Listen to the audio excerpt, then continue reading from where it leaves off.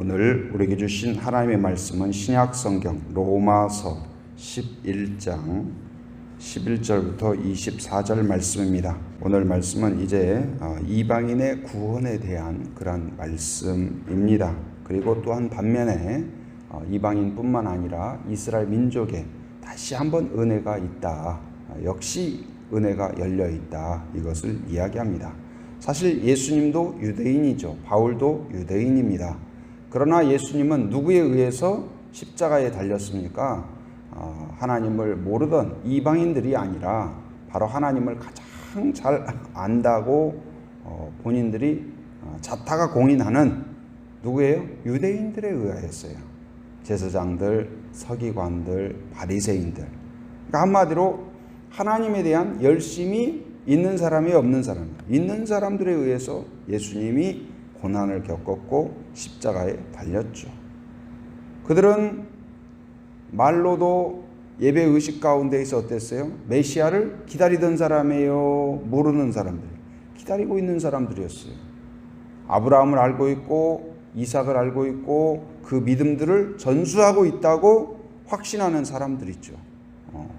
그리고 자기들에게는 하나님이 계시고 예배가 있고 제사가 있고 하나님이 우리를 기억하시고 사랑하고 우리의 기도를 응답한다고 확신하는 사람들이었어요. 그러나 정작 예수님이 오셨을 때는 어땠을까요? 예수님이 오셨을 때 알아보지 못했다는 거예요. 깨닫지 못했어요. 환영하지 못했어요. 받아들이지 못했어요. 거부했어요. 그런데 지금 바울을 통하여서 하나님께서 바울을 택하시고 예수님이 다메섹으로 가는 바울을 부르셨죠.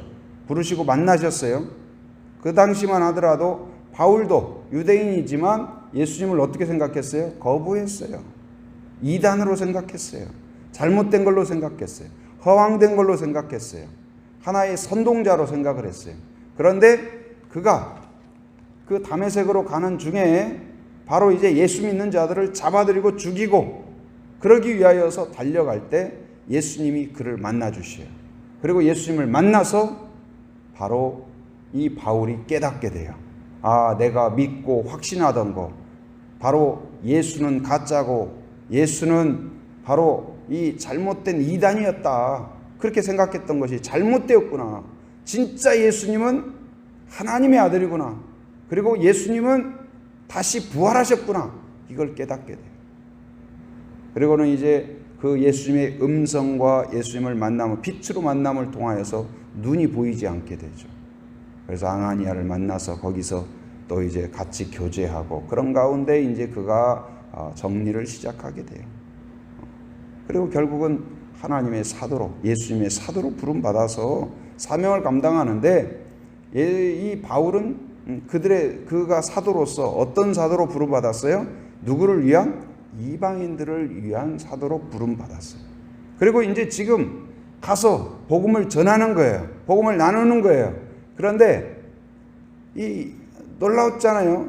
예수님을 핍박하던 자가 예수님의 제자들을 핍박하던 바울이 가서 복음을 전하는 거예요. 하나님의 능력은 하나님의 은혜는 이렇게 놀라운 줄 믿습니다. 우리 안에도 2대, 3대, 4대 그런 신앙인들도 계실 거예요.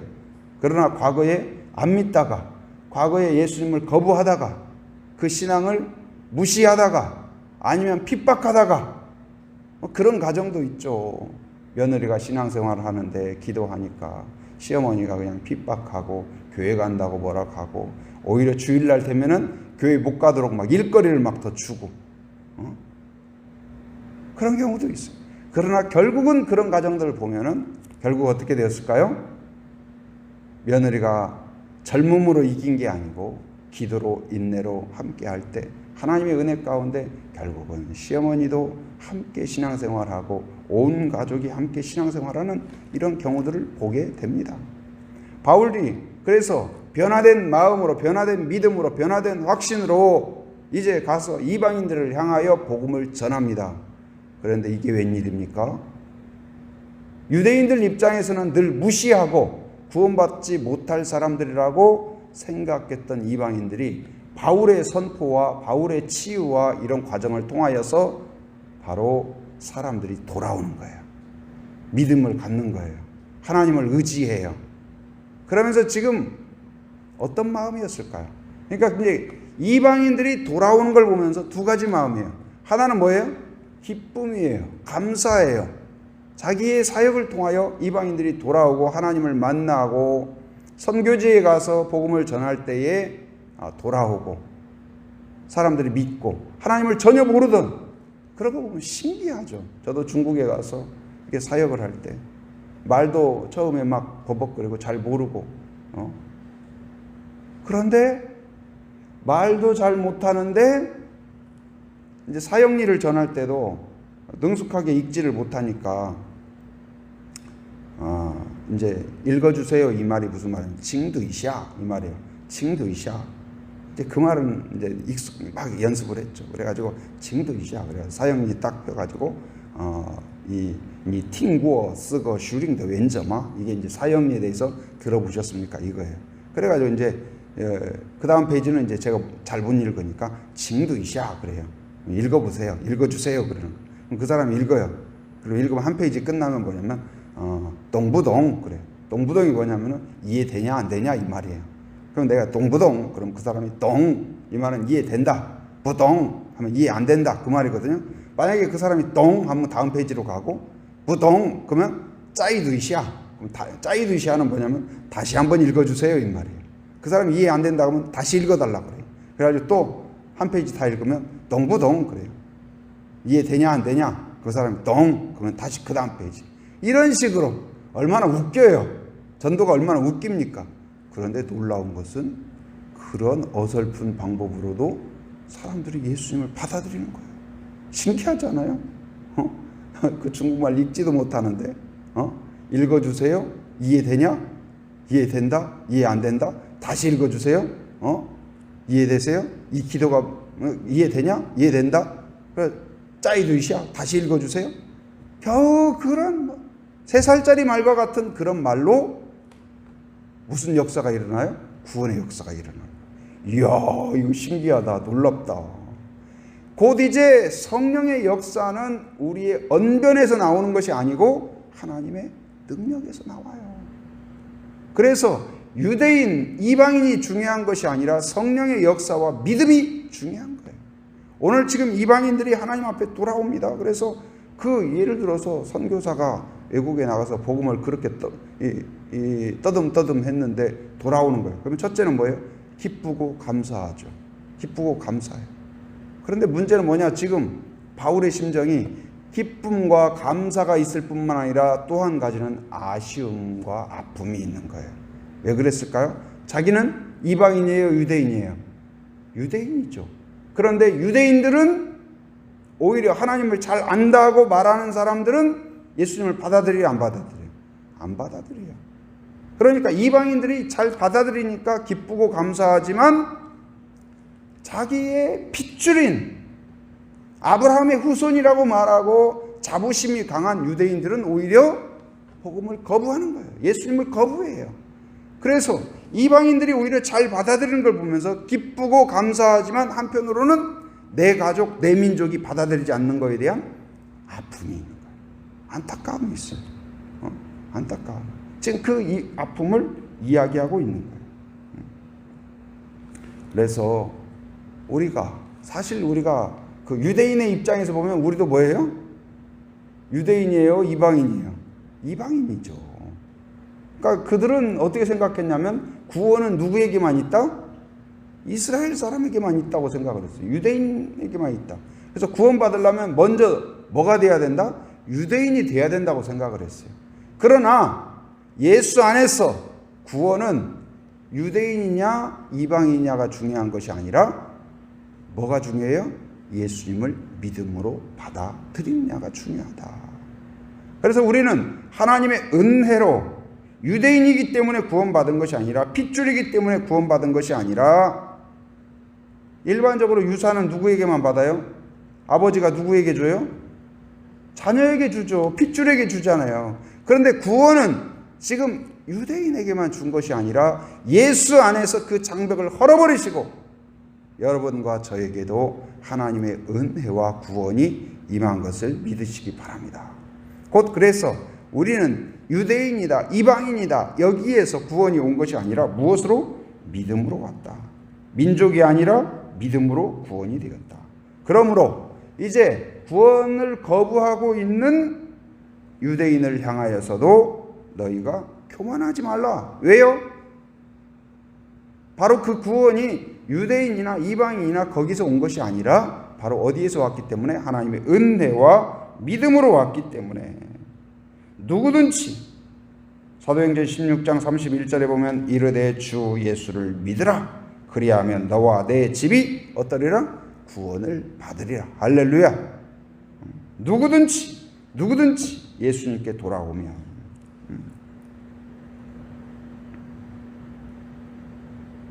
예를 들어서 지금 이제 바울의 심정이 그런 거예요. 그 피아노 선생님이라고 해봐요. 피아노 선생님. 그런데 남의 집 아이를 이렇게 가르쳐 주는데 얘가 잘 받아들여요. 잘 배워요. 그러니까 잘 배우니까 기분이 좋아요, 안 좋아요? 선생님 입장으로 기분이 좋죠. 그러고 그냥 하나를 가르쳐 주면 열을 깨우쳐요. 막 배우려고 해요. 연습이야 좀 쉬었다 해라 하더라도 막 2시간씩 앉아가지고 초등학생이 막 하는 거예요. 너무 기특해요. 그런데 자기 딸 가르치려고 하는데 싫어요, 뭐해요, 피아노 하고 잠깐 딴짓하면은 또 딴짓하고 있고. 그러면 그 엄마 심정이 어떨까요? 선생님으로서는 그 다른 아이가, 제자 아이가 잘하니까 기분 좋고 감사하지만 그 아이가 잘하는 걸 보면서 기분 좋기도 하지만 자기 딸이 잘 그렇게 안 배우려고 하는 거 보면서 어때요? 속상한 마음이 있을까요, 없을까요? 그 마음이 두 가지가 교차하는, 이게 지금 바울의 마음이에요. 그러니까 이방인들이 복음을 받아들이는 것에 대한 기쁨이 있는가 하면 내 가족, 내 민족, 내 식구가 받아들이지 않는 것에 대한 안타까움이 있는 거죠. 그러면서 이방인들을 향하여 이야기합니다. 교만하지 말라, 우쭐하지 말라. 바로 그 은혜 앞에서 겸손함으로 감사하라. 여러분, 나에게 믿음이 있다는 것, 나에게 구원이 있다는 것, 말씀이 있다는 것, 그것이 우리가 어떤 민족을 타고났기 때문에, 가문에서 좋은 가문이 태어났기 때문에, 뭐가 있기 때문에 주어진 것이 아니라 하나님의 은혜와 믿음으로 이루어졌음을 기억하고 항상 감사하고 항상 겸손한 성도가 되기를 바랍니다. 그러면 이제 유대인들은 어떻게 되는 건가? 23절 한번 읽어보겠습니다. 11장 23절 같이 시작. 그들도 믿지 아니하는데 머무르지 아니하면 접붙임을 받으리니 이는 그들을 접붙이실 능력이 하나님께 있습니다. 그들도는 누구냐면 유대인들을 가리켜요. 유대인들도 믿지 아니하는데, 하나님을 거부하는데, 불신앙의 장소에 머무르지 아니하면, 이 말은 무슨 말일까요? 곧 믿음으로 돌아오면, 하나님을 의지하면, 예수님을 믿음으로 받아들이면 접붙임을 받는다. 여러분, 접붙임이 뭔지 아세요? 이게 나무를 접붙인다. 그 장미를 어떻게 번식시키나? 씨로 번식. 그렇지 않고, 제가 어렸을 때 보니까 저희 아버지도 임업 쪽에 이렇게 이 관련돼서 그런 쪽에 이제 연구도 하시고 그러셨거든요. 근데 그 장미를 찔레에다가 접붙이시더라고요. 찔레에다가. 감도 고염나무가 이게 생존력이 강하거든요. 열매도 많이 맺히고. 근데 거기다가 이제 좋은 감을 접붙이면 거기서는 이제 고염이 나오는 게 아니고 감이 나오는 거예요. 그게 신기해요. 밑에는 고염나무인데 위에는 감나무예요. 그래서 사람들이 또 머리가 좋아가지고 어떻게 하냐? 한 고염나무에서 이쪽까지는 봉감, 이쪽까지는 단감, 그렇게 접붙여가지고 한 나무에서 단감도 나오고 봉감도 나오고 무슨 감도 나오고 다양한 종류가 나오는 아주 신기한 그렇게. 그래서 접붙이면 그 다음부터는 이제 분명히 고염나무였는데 고염은 아주 조그만하거든요. 맛도 없어요. 근데 이제 거기에 딱 뭐 좋은 감이 딱 맺히면 이제 큰 감이 열리는 거예요. 신기해요. 근데 우리는 이제 원래 죄인이에요. 쓸모없어요. 버림받을 수밖에 없어요. 그런데 우리가 이제는 접붙임이 되었다. 누구에게요? 예수님으로 인하여 접붙임이 된 은혜가 있다는 사실을 기억하기 바랍니다. 그래서 우리를 통하여 이제는 과거에 그런 형편없는 고염이 맺히는 게 아니고 뭐가 맺혀요? 아주 최상품의 그런 당감이 맺히게 된다. 곧 이제 유대인에게도 소망은 있다.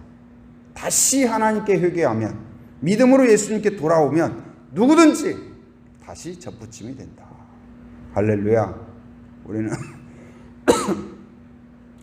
위기가 있을 수 있습니다. 넘어질 수 있습니다. 잘못될 수 있습니다. 그러나 그때에 다시 그 자리를 빠져나오면, 그게 뭘까요? 빠져나오는 게 뭐예요? 회개예요.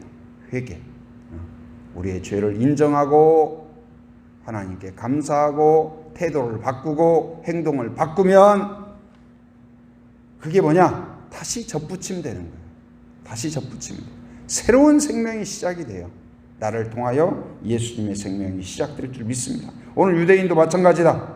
그래서 접붙이는 능력은, 그것이 살아나게 하고 새 생명을 갖게 하는 능력은 누구에게 있다? 아까 23절에 접붙이실 능력이 누구에게 있어요? 하나님에게 있다. 할렐루야. 새롭게 하신다. 여러분 자신도, 우리의 가정도, 우리의 교회도, 한국 교회도 새로운 접붙임이 일어나기를 원합니다. 하나님의 능력의 접붙임이 되고 하나님의 은사의 접붙임이 되고 겸손으로 새로운 열매가 맺히는, 성령의 열매가 맺히는, 아까 서두에 읽었던 그 성령의 열매가 우리를 통하여 나타나게 하여 주시옵소서. 그러한 교회가 되기를, 그러한 성도가 되기를 주님의 이름으로 축원합니다. 은혜가 충만하신 아버지 하나님 감사합니다. 오늘 또 말씀을 통하여서 우리에게 다시 한번 은혜를 깨닫게 하시고 또한 겸손함으로 서게 하심 감사합니다. 하나님을 알지 못하던 자였으나 또한 은혜로 구원받았음을 기억하게 하시고 또한 그 은혜 앞에서 겸손함으로 감사함으로 하나님 앞에 나아가는 종들이 되게 하여 주시옵소서. 또한 위기 앞에서, 문제 앞에서, 또한 아직도 복음을 받아들이지 못하는 그 가족들, 또한 이웃들 앞에서 누구든지 주님께 돌아오면 반드시 구원이 있음을 확신하고 포기하지 않는 저희들 되게 하시며, 누구든지 회개함으로 다시 예수님께 접붙이는 소망을 품을 수 있도록 인도하여 주시옵소서. 우리 교회를 통하여 허다한 사람들이 하나님을 알아가게 하시고 가정이 복음화되게 하시고 함께 하나님의 천국을 누리는 믿음 공동체가 되게 하여 주시옵소서. 부족한 종 세워주셨사오니 용기를 주옵소서. 믿음을 주시옵소서. 담대함을 주시옵소서. 지혜를 허락하여 주시옵소서.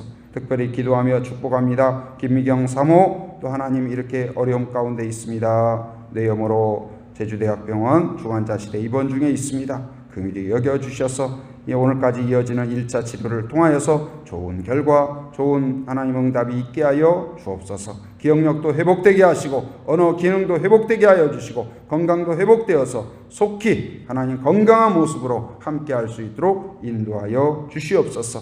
이제 9월부터 모든 또한 하반기 사역 가운데 지혜를 주시고 하나님 아버지여 특별한 은혜를 부어 주시옵소서. 아동부 교역자도 모집하고 있습니다. 함께 어린이들을 사랑하고 불행의 열정이 있는 훌륭한 교역자를 인도하시고 함께 동역할 수 있도록 인도하여 주시옵소서. 코로나가 재확산되는 위험 가운데 있습니다. 하나님 안전을 지켜 주시옵소서. 이 코로나의 상황도 속히 수습될 수 있도록 은혜를 주시고 이 모든 수습에 있어서 하나님의 은혜가 필요함을 기억하는 지도자들과 정부도 되게 하여 주시옵소서. 오늘 또 하나님을 의지하며 새벽을 깨운 한 분 한 분 기억하여 주시고 하나님과 동행하는 하루가 되게 하시고 은혜를 기억하는 하루가 되게 하시고 겸손함으로 하나님께 나아가는 하루가 되게 하여 주시옵소서. 삶의 현장에 살아가는 모든 성도들 안전과 하나님 건강을 지켜 주시옵소서. 이곳저곳을 왕래할 때마다 하나님 아버지여 하나님이 눈동자와 같이 지켜 주시옵소서. 해외의 육지의 군에 있는 가족들, 자녀들, 성도들을 기억하여 주시고 하나님 아버지 오고 가는 모든 소식에 은혜로운 소식, 복된 소식 되게 하여 주시옵소서. 지금은 우리 주 예수 그리스도의 은혜와 하나님의 풍성하신 사랑과 성령의 교통하심, 인도하심의 역사가 오직 하나님이 주신 구원과 또한 하나님이 주신 믿음을 기뻐하며 감사하며 겸손함으로 나아가고 또한 우리의 가족을 품고 끝까지 포기하지 않고 기도하기로 결단하는 한 사람 한 사람 머리 위에, 가정 위에, 일터 위에, 사역 위에 지금으로부터 영원토록 함께 하시기를 간절히 축원하옵나이다. 아멘.